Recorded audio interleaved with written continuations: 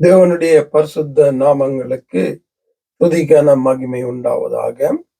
ரட்சிப்பை குறித்து பார்த்து கொண்டு வருகிறோம்.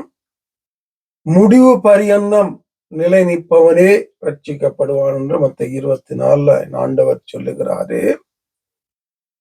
அநேக அப்படி தேவையில்லை, நீங்க ஒருக்கா ரட்சிக்கப்பட்டா காணும், அவருடைய கிருபை இருக்கு, அதை இழந்து போவதில்லை என்று பிழையான போதனைகள் செய்து கொண்டு வருகிறார்கள்.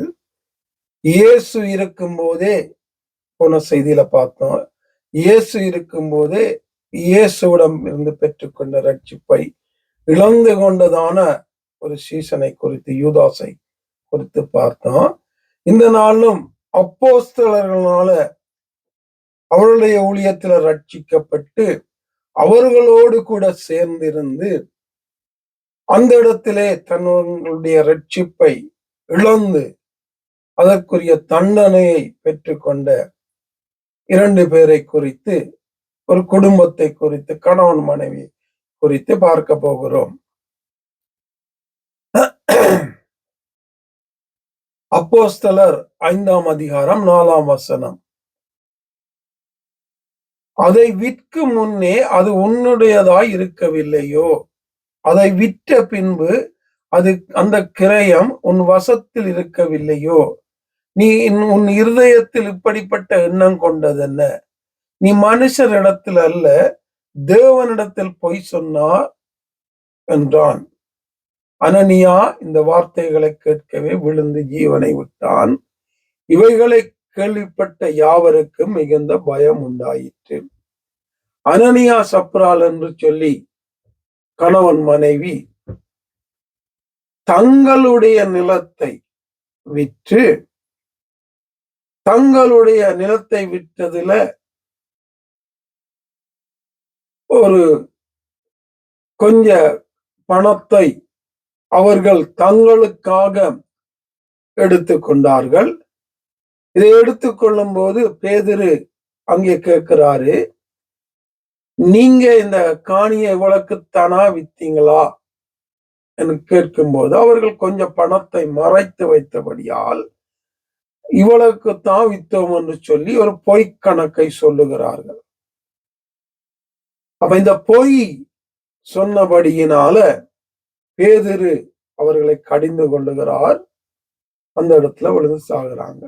இவங்க யாரு? ரட்சிக்கப்பட்டவங்க, இயேசுவை ஏற்றுக்கொண்டவங்க, பரிசுத்த ஆவியை பெற்றவங்க. அது மட்டுமல்ல, இவங்க தங்களுடைய சொத்தை எல்லாம் வித்து தேவ சமூகத்துல கொண்டு வந்தவங்க. இவங்க என்ன பிழை செய்தாங்க? கொஞ்சத்தை எடுத்து வைத்து, இல்ல இவ்வளத்துக்கு தான் வித்தோம், இல்ல கொஞ்சம் எடுத்து வைத்திருக்கோம்னு உண்மை சொல்லல. பாருங்க, பொய் சொன்னபடியால் அந்த நேரத்துல, அந்த இடத்துல அங்கே ஆண்டவர் அவர்களை அடித்தார். அவர்கள் தங்களுடைய ரட்சிப்பை இழந்தார்கள். தங்களுடைய ஜீவனை கூட கொடுக்க வேண்டிய ஒரு காரியம் வந்தது. அப்ப ரட்சிக்கப்பட்டா என்ன செய்தாலும் பரலோகம் போயிரும் எப்படி நாங்க சொல்லுவோம்? இதெல்லாம் எங்களுக்குத்தானே எழுதி வைத்திருக்கிறார் ஆவியானவர். இவர்கள் செய்த பாவம் என்ன? ஒருவன் பண ஆசை காட்டி கொடுத்தான். இவங்க என்ன? பண ஆசை பொய் சொன்னாங்க.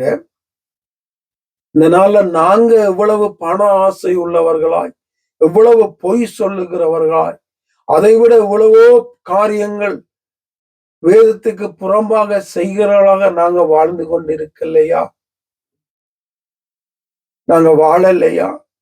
இவங்க எல்லாரையும் விட நாங்க பெரிய பரிசுத்தவான்களோ? கிடையவே கிடையாது.